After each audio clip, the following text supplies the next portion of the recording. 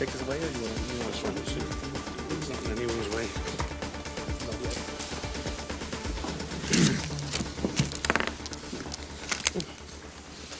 We need to share this and this.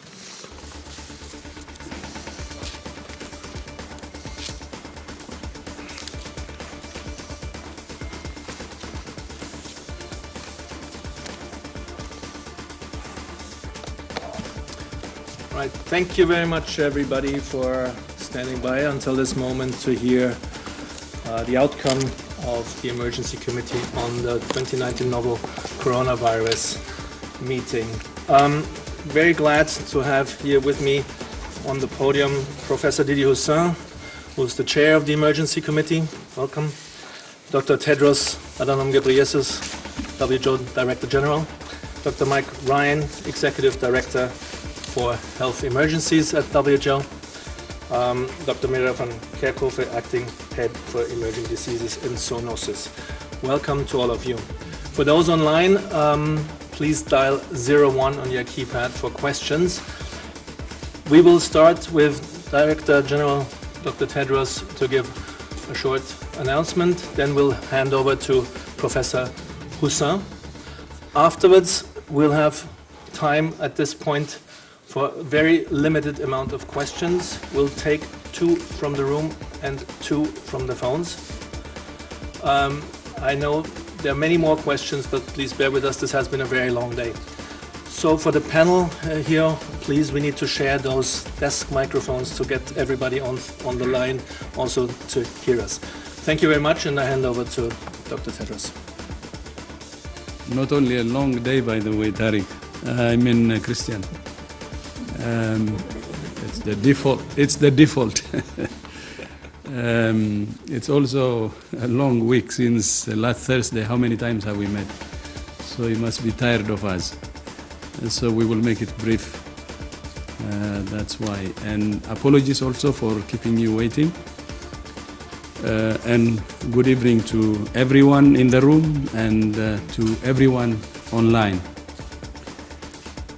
Over the past few weeks, we have witnessed the emergence of a previously unknown pathogen, which has escalated into an unprecedented outbreak and which has been met by an unprecedented response. As I have said repeatedly since my return from Beijing, the Chinese government is to be congratulated for the extraordinary measures it has taken to contain the outbreak, despite the severe social and economic impact those measures are having on the Chinese people. We would have seen many more cases outside China by now, and probably deaths, if it were not for the government's efforts and the progress they have made to protect their own people and the people of the world. The speed with which China detected the outbreak, isolated the virus, sequenced the genome, and shared it with WHO and the world are very impressive and beyond words. So is China's commitment to transparency and to supporting other countries. In many ways, China is actually setting a new standard for outbreak response, and it's not an exaggeration. I also offer my profound respect and thanks to the thousands of brave health professionals and all frontline responders who, in the midst of the Spring Festival, are working 24/7 to treat the sick, save lives, and bring this outbreak under control. Thanks to their efforts, the number of cases in the rest of the world so far has remained relatively small. There are now 98 cases in 18 countries outside China, including 8 cases of human-to-human transmission in 4 countries: Germany, Japan, Vietnam, and the United States of America. So far, we have not seen any deaths outside China, for which we must all be grateful. Although these numbers are still relatively small compared to the numbers of cases in China, we must all act together now to limit further spread. The vast majority of cases outside China have a travel history to Wuhan or contact with someone with a travel history to Wuhan. We don't know what sort of damage this virus could do if it were to spread in a country with a weaker health system. We must act now to help countries prepare for that possibility. For all of these reasons, I'm declaring a public health emergency of international concern over the global outbreak of novel coronavirus.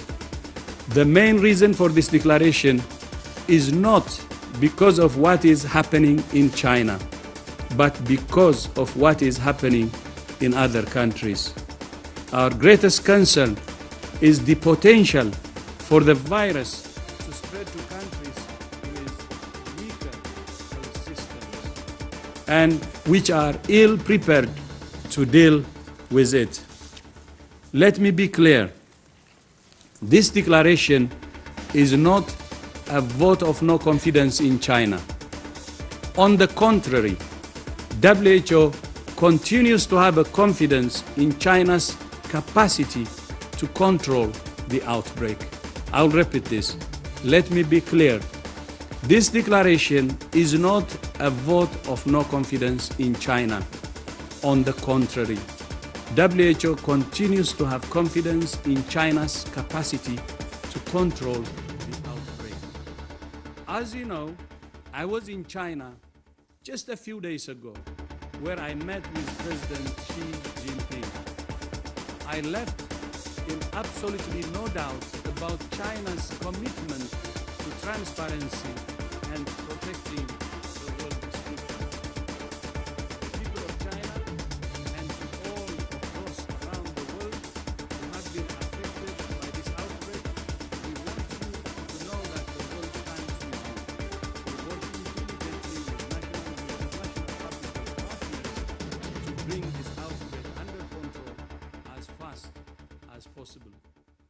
In total, there are now 7,834 confirmed cases, including 7,736 in China, representing almost 99% of all reported cases worldwide. 170 people have lost their lives to this outbreak, all of them in China. We must remember that these are more important than the declaration of a public health emergency are the committee's recommendations for preventing the spread of the virus and ensuring a measured and evidence-based response. I would like to summarize those recommendations in 7 key areas. First, there is no reason for measures that are necessary to interfere with international travel.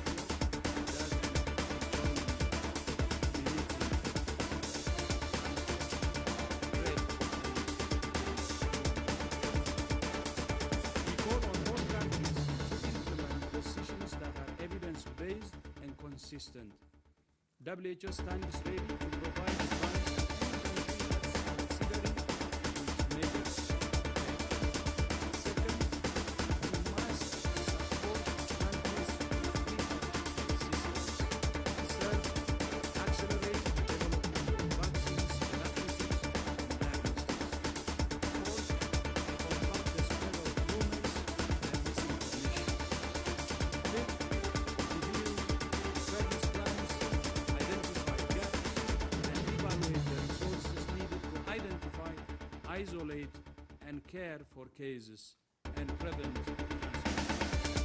Sixth, share data, knowledge, and experience with WHO members. And seventh, the only way we will defeat this outbreak is for all countries to work together in a spirit of solidarity and cooperation. We are all in this together.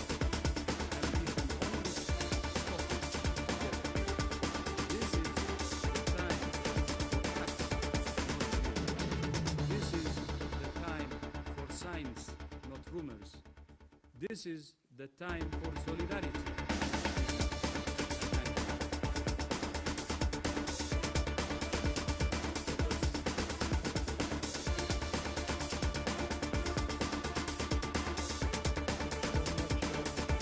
So now was the time. Today the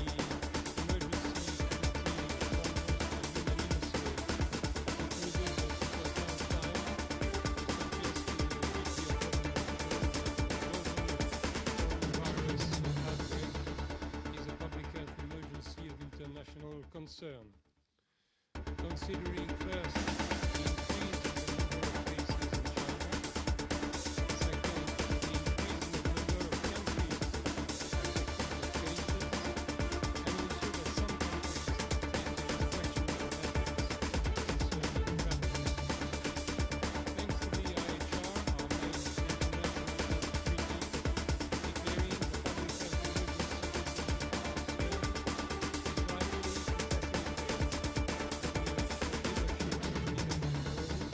the public health holding countries to account concerning additional measures they may take regarding travel, trade, quarantine or screening, research efforts, global coordination and anticipation of economic impacts, support to vulnerable states.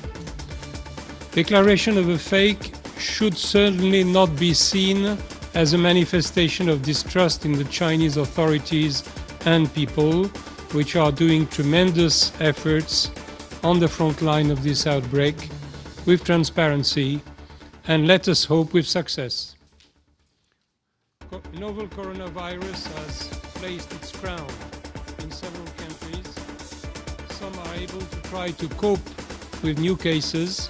For some others, it will be more difficult, and declaration of a public health emergency of international concern should open ways to facilitate this task.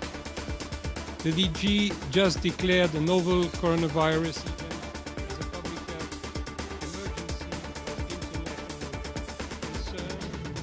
For this purpose, the Emergency Committee has formulated advices that could become temporary recommendations concerning WHO, China, and affected or non-affected countries. And this will be detailed in the statement about public health measures, travel, research, international cooperation, and coordination.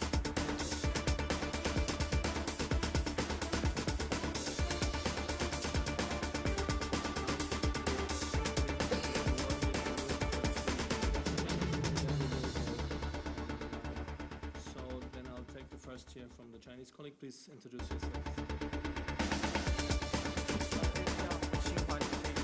I got two questions for Director General.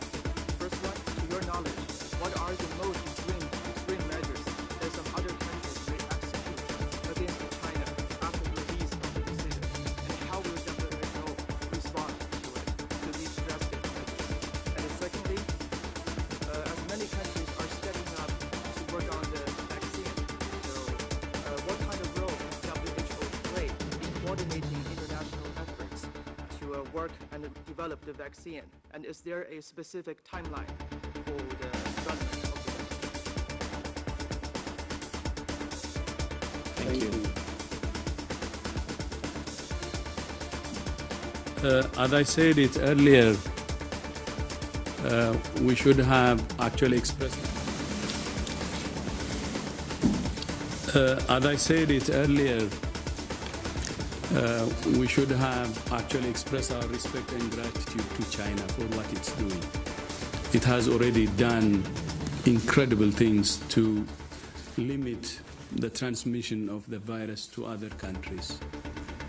And where respect is due, then you don't punish. Meaning, if anyone is thinking about taking measures, it's going to be wrong. And WHO doesn't recommend and actually opposes any restrictions for travel and trade or other measures against China. On the vaccine, we have already started, and we have invited relevant partners, and there is progress, and we will inform you as soon as we have information.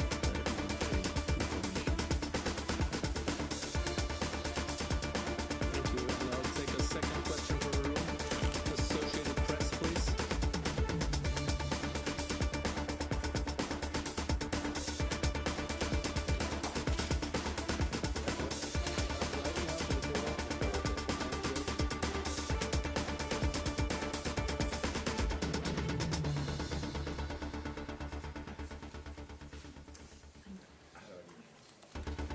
Can you hear me? Hi, this is Jamie from Associated Press. Dr. Tedros, thank you very much. Two quick questions. One is, I'm not quite sure about the travel recommendations. It sounds like you and Dr. Hussain are saying different things. The WHO is not recommending a travel recommendation, but that countries themselves should be allowed to. So how does that all fit together? Because as you know, there are a lot of countries that are already reacting. And then the second question just has to do with your visit to Xi Jinping. I just want to make sure that we understand when the last time that a DG like you flew to a country to meet with a head of state during an evolving outbreak to request more detailed data and permission. Why was that necessary? And the China was responding efficiently and transparency. China was responding transparently and efficiency. Why was that necessary? Thank you. Thank you very much, Jamie. Dr. Tedros, so possibly also Professor Hussam, can you discuss this? Yeah, I would be happy to give the travel. We don't recommend travel or trade restrictions as WHO. And what I said and what Professor Usa said are actually the same. But I would be glad if Professor also can comment on that. And on my trip to China, I have been to other countries before. So, going to the field, visiting countries, having first-hand information is very important. And that's why I had to visit to see for myself what's happening. And I came back so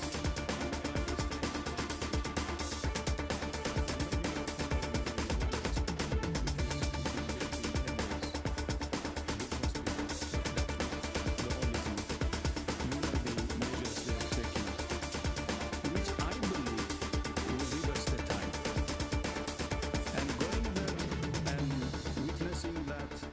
is very important. Witnessing how the leadership is leading the response is very important. And the other impressive part is it's the president himself who's leading this effort. And when we arrived, the day we arrived, the Prime Minister was actually in Wuhan. And all the ministers are in the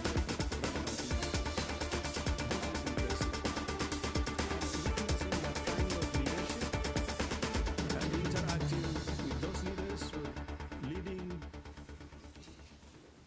An outbreak personally can get me a real experience for me too, and actually a learning experience. And because of that, I'm actually committed to other countries globally to have that kind of domestic commitment and leadership at the highest level possible. And when that happens, I know things happen on the ground. So I think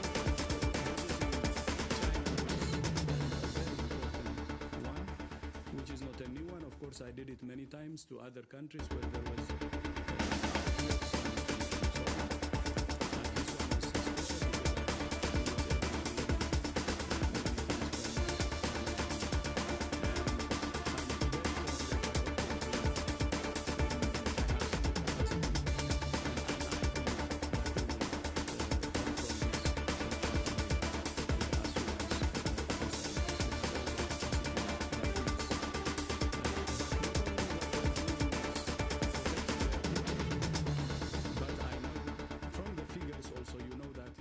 protecting the rest of the world.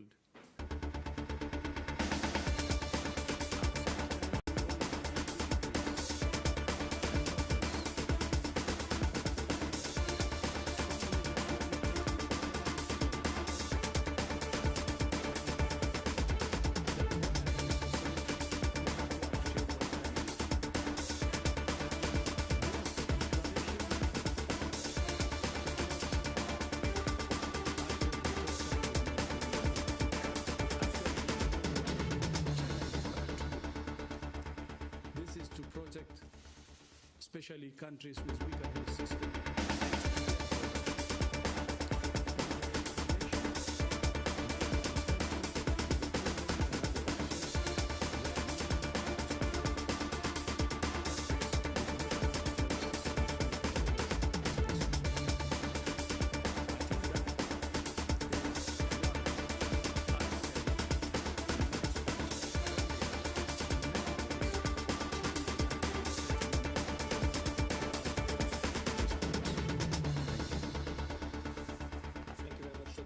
I'm looking at Professor Hussin for comments on branding treasury.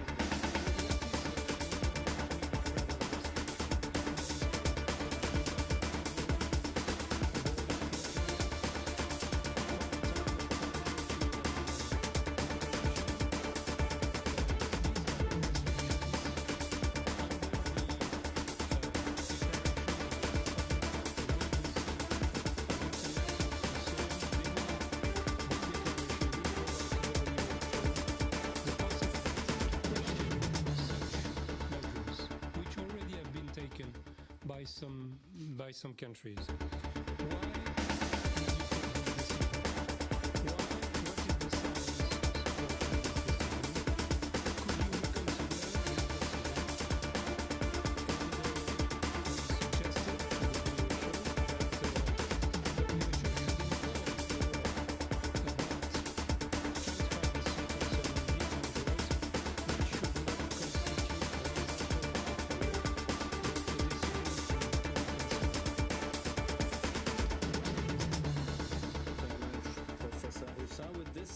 We'll turn towards our journalist colleagues on the line.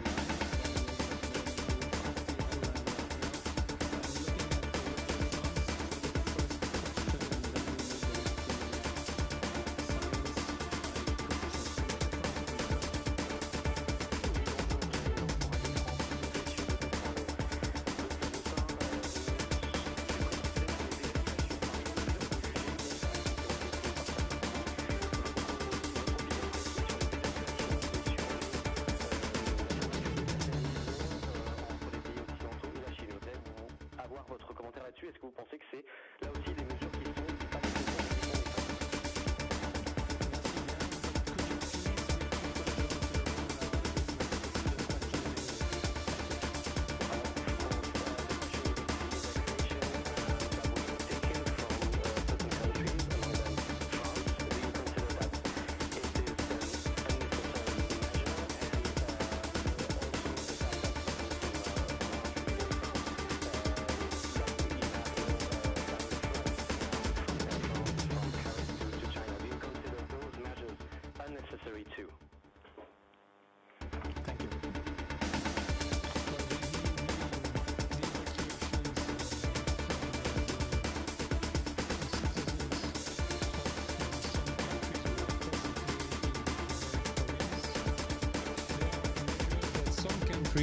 are able to take because they have the capacity to do it, logistically speaking. They also are the proof of some confidence in the capacity they have then to avoid contamination from these persons once they have returned on their national in their national state. So this is why it is a measure that some countries are able to take, but clearly not all countries can do that. It's probably a situation which is a little bit exceptional. This is the only thing I can say about that. Thank you very much. I hope this answers your question. With this, we turn to Science Magazine. Kai Köpferschmidt, please. Thanks. This is probably for Tedros. So I'm curious. I mean, we've seen this in the Ebola outbreak in West Africa as well. That countries, take these unilateral decisions to close borders or refuse visa and things like that. Other than questioning them, about the evidence base for this, are you doing anything, in the background to actually change this, or specifically also, British Airways or Air France flights? Is there anything that you can actually do as WHO to change this? Dr. Tedros, please. I think we will do everything so people can do the right things.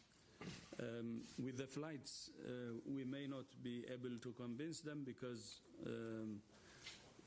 some of the airlines actually said that they're not flying. It's not because of the virus, because they don't have enough passengers. And that could be a reason, and it will be very difficult if that's the case.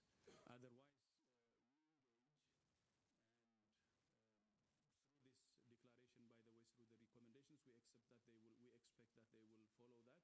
but at the same time, we will continue to engage. Thank you. Thank you very much, gentlemen and ladies on the panel. With this, we reached the end of our press briefing. Everybody, thank you very much to all the many listeners online and to the large crowd here in the room. I thank the panel. Thank you all very much. For everybody, we will be sending the audio files very shortly after this, together with the statement and the intervention by Dr. Tedros, and sometime later maybe also video clips, and for the transcript we will most likely only send in the course of